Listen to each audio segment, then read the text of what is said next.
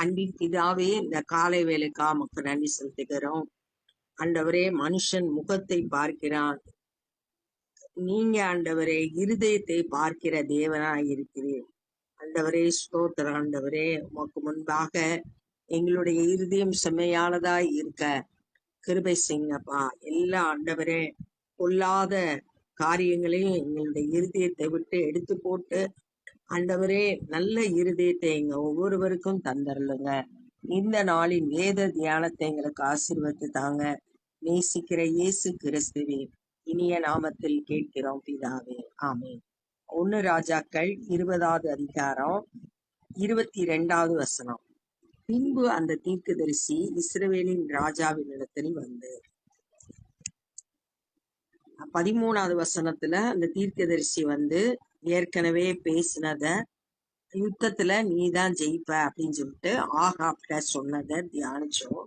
அந்த தீர்க்கதரிசி இப்ப மறுபடியும் இஸ்ரவேலின் ராஜாவாகிய ஆகாப்பின் இடத்துல வந்து அவனை நோக்கி, நீர் போய் உம்மை பலப்படுத்தி கொண்டு நீ செய்யத்தக்கது இன்னதென்று கவனித்து பாரும். கர்த்தருடைய வார்த்தை அந்த தீர்க்கதரிசி மூலம் ராஜாக்கு வருது. மறு வருஷத்திலே சீரியாவின் ராஜா உமக்கு விரோதமாக வருவான் என்றார். இப்பதான் சீரியா தேசத்தை ஜெயிச்சு வெற்றி பெற்றிருக்காங்க.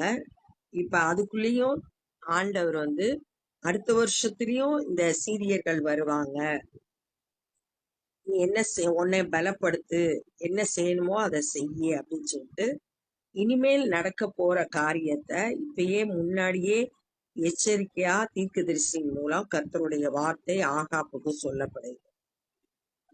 சீரியாவின் ராஜாவினுடைய ஊழியக்காரர் அவனை பார்த்து, இப்ப சீரியாவோட ராஜா வந்து பெனதாத் அவங்கிட்ட அவனோட வேற ஊழியக்காரங்க வந்து சொல்றாங்க, அவர்களுடைய தேவர்கள் மலை தேவர்கள், ஆதலால் அவர்கள் நம்மை மேற்கொண்டார்கள். மலை தேவர்கள்ன்றதுனால யுத்தம் மலையில நடந்ததுனால அவங்க ஜெயிச்சிட்டாங்க. நாம் அவர்களுடைய சம பூமியிலே யுத்தம் பண்ணினால் நல்லது, அப்பொழுது அவர்களை மேற்கொள்வது நிச்சயம். இப்ப ஐடியா கொடுக்குறாங்க, சமவெளியில சம பூமியில யுத்தம் நடந்துச்சுன்னா நம்ம தான் ஜெயிப்போம் அப்படின்னு சொல்லிட்டு சொல்றாங்க. அவங்க வந்து ஆண்டவரை சரியா அறியாதனாலதான் அப்படி சொல்றாங்க. கர்த்தர் வந்து மலைகளுக்கு மாத்திரம் தேவன் கிடையாது, எல்லாவற்றிற்கும் தேவனாய் இருக்கிறார். அதை இவங்க புரிஞ்சுக்கல. அதற்காக நீ செய்ய வேண்டியது என்னவென்றால், இந்த ராஜாக்கள் ஒவ்வொருவரையும் தங்கள் ஸ்தலத்தில் இருந்து மாற்றி அவர்களுக்கு பதிலாக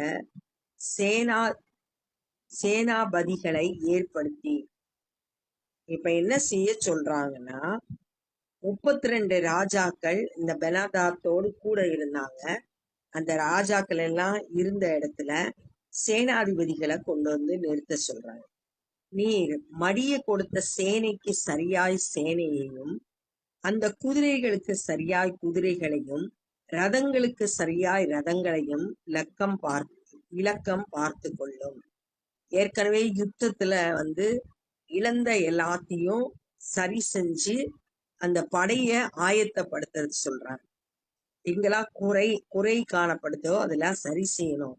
குதிரைகளோட எண்ணிக்கை, ரதங்களோட எண்ணிக்கை எல்லாம் சரியா இருக்கான்னு பார்க்க சொல்றோம். பிற்பாடு சம பூமியிலே நாம் அவர்களோடு யுத்தம் பண்ணி நிச்சயமாய் அவர்களை மேற்கொள்வோம் என்றார்கள். கட்டாயம் நம்ம தான் யுத்தத்துல ஜெயிப்போம் அப்படின்னு சொல்லிட்டு அந்த ஊழியக்காரங்க பெனதாத்திட்ட சொல்றாங்க. மறு வருஷம் அவன் அவர்கள் சொற்படி அப்படியே செய்தான்.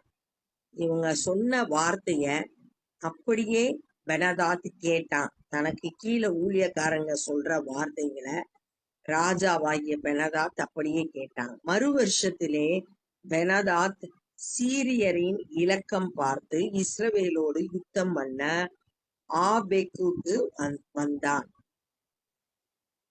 இப்ப யுத்தத்துக்கு ரெடி ஆகி அடுத்த வருஷம் ஆண்டவர் சொன்ன வார்த்தையின்படியே அப்படியே நடக்குது. மறு வருஷத்துல யுத்தத்துக்கு வரா.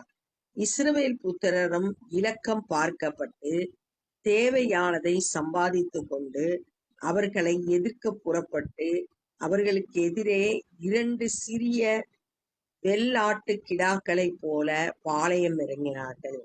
தேசம் சீரியரால் நிறைந்திருந்தது. அவங்களும் இலக்கம் பார்த்து தங்களோட படையில எதெல்லாம் சரி செய்யணுமோ அதெல்லாம் சரி செய்யறாங்க. செய்து தேவையான சம்பாதிச்சு எல்லாம் ரெடியா இருக்காங்க. அப்ப சீரிய தேசத்தை ஃபுல்லா நிரப்பிட்டாங்க. அப்பொழுது தேவனுடைய மனுஷன் ஒருவன் இஸ்ரவேலின் ராஜாவை பார்த்து, கர்த்தர் பள்ளத்தாக்குகளின் தேவனாய் இராமல் மலைகளின் தேவனாய் இருக்கிறார் என்று சீரியர் சொல்லியிருந்தபடியால் நான் இந்த ஏராளமான ஜனக்கூட்டத்தை எல்லாம் உன் கையில் ஒப்பு கொடுத்தேன். ஜனங்கள் என்ன சொன்னாங்க? இவர் மலைகளின் தேவன், அதனாலதான் ஜெயிச்சாரு. சமபூமியில நடந்துச்சுன்னா, யுத்தம் நடந்துச்சுன்னா நம்ம தான் ஜெயிப்போம் அப்படின்னு சொன்னாங்க. நான் பள்ளத்தாக்குக்கு தேவனா இல்லாம மலைகளுக்கு தேவனாய் இருக்கிறேன் அப்படின்னு சொல்றாங்க. ஆனா இந்த ஜனத்தை உன் கையில ஒப்பு கொடுப்பேன். இத செய்தது நான் தான் அப்படின்றத நீ அறிந்து கொள்வாய் அப்படின்னு சொல்லிட்டு பேசுறாங்க. 7 நாளாகவும் அவர்கள் முகமுகமாய் பாளையம் இறங்கி இருந்தார்கள். 7ஆம் நாளில் யுத்தம் கலந்து இஸ்ரவேல் புத்திரர் ஒரே நாளிலே சீரியரில் 1,00,000 காலாட்களை மடங்கடித்தார்கள். 7 நாள் யுத்தம் இல்லாம அமைதியா வெயிட் பண்ணி 7ஆவது நாள்ல யுத்தத்துக்கு போறாங்க இஸ்ரவேலர். அந்த நாள்ல சீரியர்ல 1,00,000 பேர் மடிந்து போனாங்க. மீதியானவர்கள் ஆப் பெக் என் பட்டணத்துக்குள் ஓடி போனார்கள். அங்கே மீதியாயிருந்த 27,000 பேர் மேல் அலங்கம் இடிந்து விழுந்தது. இங்க தப்பிச்சு ஓடினவங்கல 27,000 பேர் அலங்கம் மேல இருந்து கீழே இடிஞ்சு விழுந்து மரித்து போனாங்க. பெனதாத்தும் ஓடி போய் நகரத்துக்குள் புகுந்து உள் அறைகளிலே பதுங்கினான். இப்ப அடுத்து பெனதாத்தும் என்ன செய்யறான்? தப்பிச்சு போய் உள்ள அறையில பாதுகாப்பான ஒரு இடத்துல ஒளிந்து கொண்டிருக்கிறான், பதுங்கி இருக்கிறான்.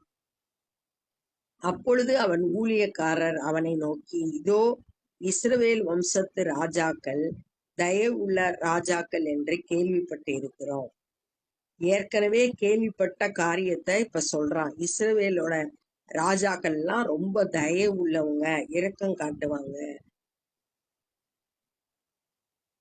நாங்கள் ரெட்டுகளை எங்கள் கரையிலே கட்டி அறைகளிலே கட்டி கயிறுகளை எங்கள் தலைகளில் சுற்றி கொண்டு இஸ்ரவேலின் ராஜாவினிடத்தில் போவோம். ஒருவேளை உம்மை உயிரோடு வைப்பார் என்று சொல்லி. இப்ப என்ன சொல்றாங்கன்னா,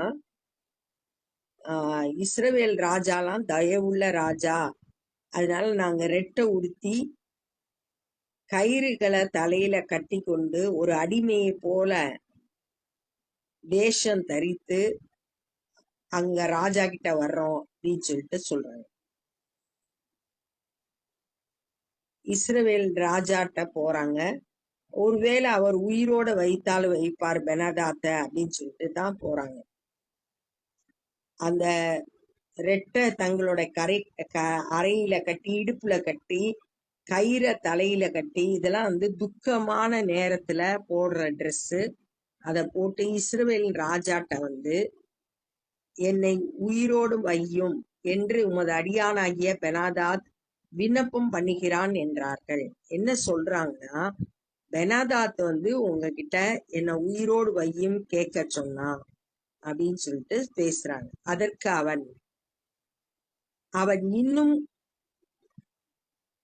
அவன் உயிரோடே இருக்கிறானா?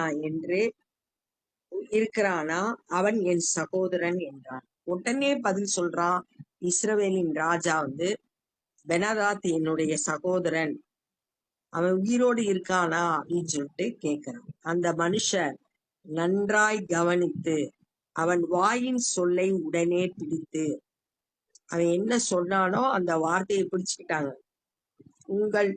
உமது சகோதரன் ஆகிய பெனாதாத் இருக்கிறான் என்றார்கள். அப்பொழுது அவன், நீங்கள் போய் அவனை அழைத்து கொண்டு வாருங்கள் என்றான். பெனாதாத் அவனிடத்தில் வந்தபோது அவனை தன் ரதத்திலே ஏற்றி கொண்டான். அதான் எதிரியா இருந்தா கூட அவனை தன்னோடு கூட அழைத்து செல்ல ஆயத்தமாகி அவனை தன்னோடு கூட அழைத்து செல்றான் ஆகாப் ராஜா. அப்பொழுது பெனாதாத் இவனை பார்த்து, ஆகாப்பை பார்த்து, என் தகப்பன் உம்முடைய தகப்பனார் கையிலே பிடித்த பட்டணங்களை திரும்ப கொடுத்து விடுகிறேன். எங்க அப்பா பிடிச்ச எல்லா பட்டணத்தையும் திரும்ப கொடுத்துறேன். என் தகப்பன் சமாரியாவில் செய்தது போல நீரும் தமஸ்குவிலே வீதிகளை உண்டாக்கி கொள்ளலாம் என்றார். எப்படி எங்க அப்பா சமாரியால வியாபாரம் பண்ணாரோ அது போல நீங்க தமஸ்கு சீரியர்களுடைய தலைநகரம். அந்த வீதிகள்ல நீங்க செய்து கொள்ளலாம். வீதிகள்ல செய்து கொள்ளலாம் அப்படின்னா வியாபாரம் செய்து கொள்ளலாம். அதற்கு அவன், இந்த உடன்படிக்கை செய்து நான் உம்மை அனுப்பிவிடுகிறேன் என்று சொல்லி அவனோடு உடன்படிக்கை பண்ணி அவனை அனுப்பிவிட்டார்கள். உடன்படிக்கை செஞ்சுட்டு அவனை அனுப்பி விட்டுட்டாங்க. பெனதாத்த உயிரோட விட்டுட்டாங்க அவனோட உடன்படிக்கை செய்து. ஆனா ஆண்டவர் அப்படி சொல்லல. இவனா ஆகாப் அவனை உயிரோடு விட்டுட்டான். அப்பொழுது தீர்க்கதரிசிகளின் புத்திரரில் ஒருவன் கர்த்தருடைய வார்த்தையின்படி தன் தோழனை நோக்கி, நீ என்னை அடி என்றான். அந்த மனுஷன் அவனை பார்த்து, அடிக்க மாட்டேன் என்றான். கர்த்தரோட வார்த்தையே சொல்றான் ஒரு தீர்க்கதரிசி. என்ன சொல்றான்னா, என்ன அடின்றான். ஆனா அவன் என்ன செய்யறான்? கீழ்ப்படியல. அப்பொழுது அவன் இவனை பார்த்து, நீ கர்த்தருடைய சத்தத்துக்கு கீழ்ப்படியாமல் போனபடியால் இதோ நீ என்னை விட்டு புறப்பட்டு போன உடனே ஒரு சிங்கம் உன்னை கொல்லும் என்றான். அப்படியே இவன் அவனை விட்டு புறப்பட்ட உடனே ஒரு சிங்கம் அவனை கண்டு கொன்று போட்டது. கர்த்தர் சொன்ன வார்த்தைகள் அப்படியே நிறைவேறுது. இவன் ஆண்டவரோட சத்தத்துக்கு கீழ்ப்படியாதனால அழிவை சந்தித்தான். நம்மளும் கூட ஒவ்வொரு நாளும் ஆண்டவருடைய வார்த்தையை வாசிக்கணும், சத்தத்தை கேட்கணும், அந்த சத்தத்தின்படி கீழ்ப்படிந்து வாழணும். இப்ப அவன் கீழ்ப்படியாதனால உயிரே போயிடுச்சு. அதன் பின் அவன் வேறொருவனை கண்டு என்னை அடி என்றான். அந்த தீர்க்கதரிசி இப்ப வேற ஒருத்தன்ட்ட சொல்றான், என்னை அடி அப்படின்னு சொல்றான். அந்த மனுஷன் அவனை காயம் உண்டாக அடித்தான். இப்ப இவன் கர்த்தரோட சத்தத்துக்கு அப்படியே கீழ்ப்படிஞ்சு அடிக்கிறான். அப்பொழுது அந்த தீர்க்கதரிசி போய் தன் முகத்தின் மேல் சாம்பலை போட்டு வேஷம் மாறினவானாய் வழியிலே ராஜாவுக்காக காத்திருந்தான். ஆகாப் வர்ற பாதையில வேஷம் போட்டு சாம்பலை முகத்துல போட்டு முகம் தெரியாத மாதிரி வேஷம் மாறி உட்கார்ந்திருந்தான். ராஜா வர்றதுக்காக காத்திருந்தான். ராஜா வழியாய் வரும்போது இவன் ராஜாவை பார்த்து கூப்பிட்டு, உமது அடியேன் யுத்தத்தில் நின்ற போது ஒருவன் விலகி என்னிடத்தில் ஒருவனை கொண்டு வந்து, இந்த மனுஷனை பத்திரம் பண்ணு, இவன் தப்பி போனால் உன் பிராணன் அவன் பிராணனுக்கு ஈடாக இருக்கும், அல்லது ஒரு தாலந்து வெள்ளியை நீ கொடுக்க வேண்டும் என்றான். யுத்தம் நடக்குது. ஒருத்தன் மட்டும் விலகி ஒருத்தனை கொண்டு கொடுக்கறான், நிப்பாட்டுறான். இவனை பத்திரமா பாத்துக்கோ, இவன் தப்பிச்சு போனா அவனுக்கு பதிலா உன்னோட உயிரை கொடுக்கணும் அல்லது ஒரு வெள்ளி கொடுக்கணும் சொல்லிட்டு பேசுறான். ஆனாலும் மது அடியேன் இங்கும் அங்கும் அலுவலாய் இருக்கும்போது அவன் போய்விட்டான். பத்திரமா பாதுகாக்க வேண்டிய பொறுப்ப மறந்து வேற அலுவல்ல இருந்ததுனால இவனால சரியா கவனிக்க முடியல. அவன் தப்பிச்சு ஓடிட்டான். இஸ்ரவேலின் ராஜா அவனை பார்த்து, நீ சொன்ன தீர்ப்பின்படியே ஆகும். நீ என்ன சொன்ன? அவன் பிராணனுக்கு பதிலா உன்னோட பிராணனை கொடுக்கணும், அல்லது ஒரு தாலந்து வெளியே கொடுக்கணும்.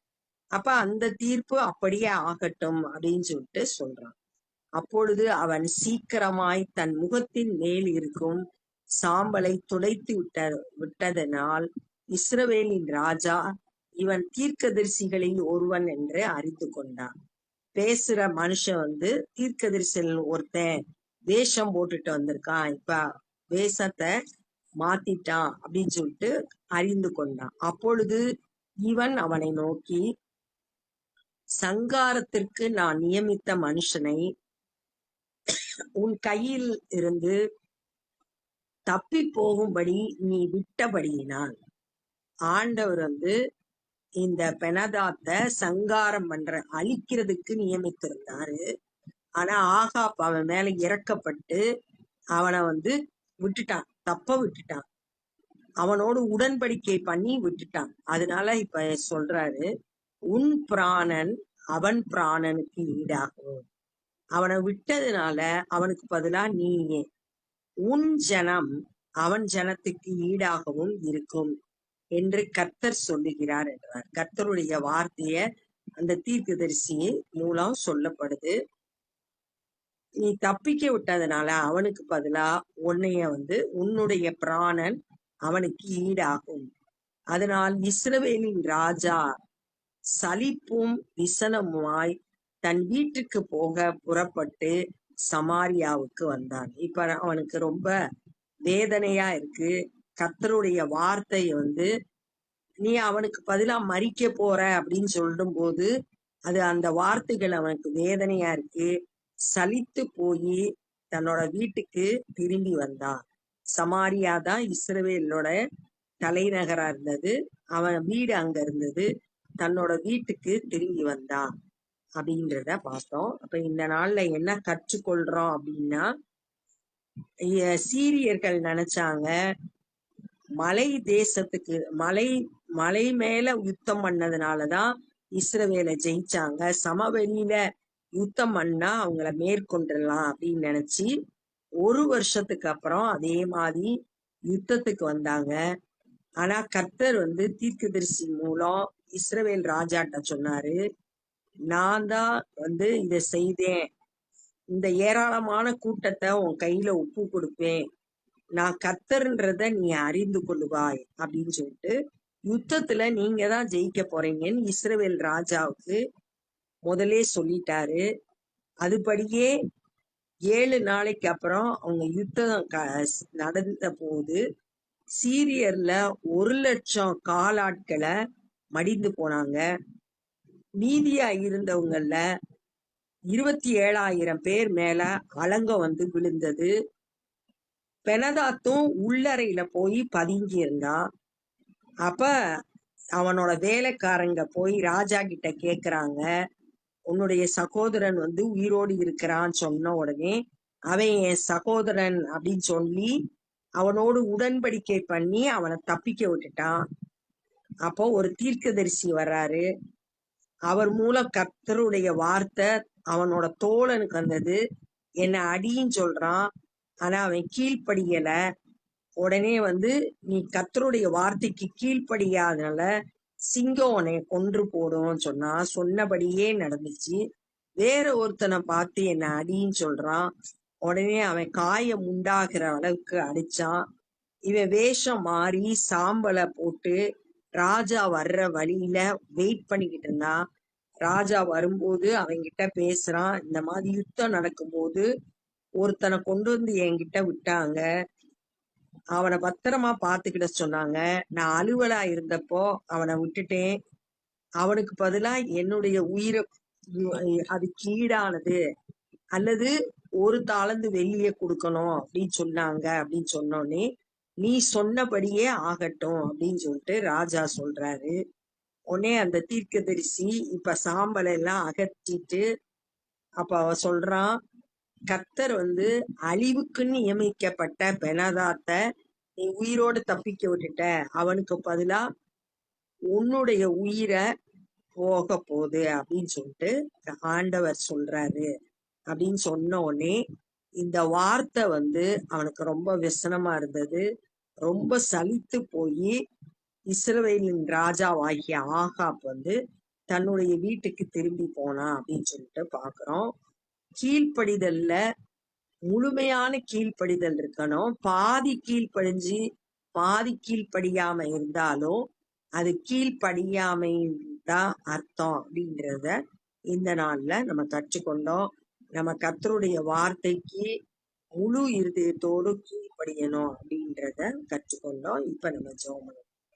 அன்பின் பிதாவே, சர்வ வல்லமையுள்ள கர்த்தாவே, இந்த நாள்ல நாங்க கற்றுக்கொண்ட அந்த வேத பகுதியின்படி ஒவ்வொரு நாளும் நாங்க உங்களுடைய சத்தத்தை கேட்கணும். ஆண்டவரே, அந்த சத்தத்துக்கு அப்படியே கீழ்ப்படியணும். ஆண்டவரே ஸ்தோத்திரம். நாங்க ஜாக்கிரதை உள்ளவர்களாய் ஆவிக்குரிய வாழ்க்கையிலே உம்மை உத்தமமாய் பின்பற்ற எங்களுக்கு கிருபை செய்யுங்க. ஆண்டவரே ஸ்தோத்திரம். ஆண்டவரே, இந்த நாள்ல சுவிசேஷ பணி செய்கிற ஒவ்வொருவரையும் உடைய கரத்துல ஒப்பு கொடுக்கிறோம். பயன்படுத்துங்க. அநேகர் ரட்சிக்கப்பட கிருபை செய்யுங்க. நாங்களும் உடைய ராஜ்ய பணியிலே எங்களால் இயன்றதை செய்ய ஒப்பு கொடுக்கிறோம். நேசிக்கிற இயேசு கிறிஸ்துவின் இனிய நாமத்தில் கேட்கிறோம் பிதாவே, ஆமென். என் ஆத்துமாவே கர்த்தரை ஸ்தோத்திரி, என் முழுவதுமே பரிசுத்த நாமத்தை ஸ்தோத்திரி. என் ஆத்துமாவே கர்த்தரை ஸ்தோத்திரி, கர்த்தர் செய்த சகல உபகாரங்களும் மறவாதே. ஆமென். God bless you.